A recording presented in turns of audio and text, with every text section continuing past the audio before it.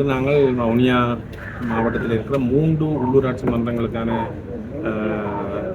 பத்திரங்களை கொடுத்துருக்கிறோம், தாக்கல் செய்திருக்கிறோம். அதில் வெங்கலச்செட்டிகுளம் பிரதேச சபை, வவுனியா வடக்கு பிரதேச சபை, வவுனியா மாநகர சபை 3 சபைகளுக்கான கொடுத்துருக்கிறோம். நாளைக்கு நாங்கள் வவுனியா தெற்கு தமிழ் பிரதேச சபை இந்திய நியமன பத்திரங்களை கையெழுத்து வைக்கின்றோம். இந்த 3 சபைகளையும் நாங்கள் எங்களுடைய வெற்றிக்காக உழைப்போம்.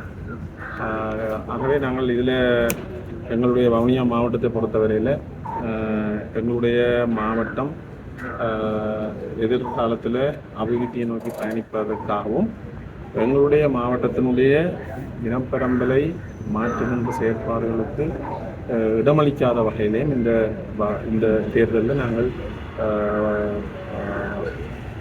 அதை யோசித்து நாங்கள் போட்டி போடுகிறோம். ஆகவே நாங்கள் சபைகளை நிச்சயமாக கைப்பற்றுவோம். எங்களுடைய மாவட்டத்தினுடைய அபிவிருத்திக்கு, குறிப்பாக கிராம மட்ட அபிவிருத்திக்கு எங்களுடைய சபைகளுடைய பங்களிப்பு இருக்கும் என்பதை சந்தர்ப்பத்திலே தெரிவித்துக் கொள்வோம்.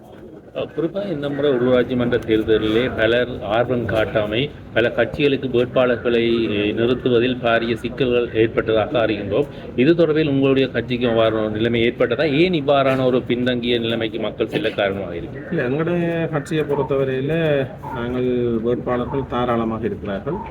கடந்த உள்ளூராட்சி மன்றத்தில் போட்டியிட விரும்பிய பலர் இந்த முறை போட்டியிடுகிறார்கள். இதில் தவிர்க்க முடியாத காரணங்களால் பங்கு பெற்ற முடியாத ஏற்கனவே பெயர் கொடுத்தவர்கள் பதிலாக புதியவர்களை நாங்கள் நினைச்சிருக்கிறோம். ஆனால் இந்த முறை ஒரு சிக்கல் இருக்குன்னு சொன்னால், இப்போ முதலாவது பட்டியலில் 10% பெண்கள், 2வது பட்டியலில் 50% பெண்கள், ஒட்டுமொத்தமாக 25% இளைஞர்கள் என்று பார்க்க தான் எல்லாருக்கும் பொதுவாக சிக்கல்கள் வந்திருக்கும். என்ற இளைஞர்கள் அந்த குறிப்பிட்ட வீதத்தில் கட்சியில் கேட்கறதுக்கு ஆர்வமாக இருந்தாலும் இந்த கட்டுப்பாடுகளை நிறைவேற்ற வேண்டிய தேவை இருக்கிறதால சில கஷ்டங்கள் இருந்தது தான். ஆனால் வேட்பாளர்களை பொறுத்தவரையில் எங்களுக்கு கட்டுப்பாடு வந்து இருக்கையில் சில கட்சிக்காரர்களோட பேசும்போது சொன்னார்கள், வேட்பாளர்களை தேடி பிடிப்பது அவங்களுக்கு கொஞ்சம் கஷ்டமாக இருக்கும்.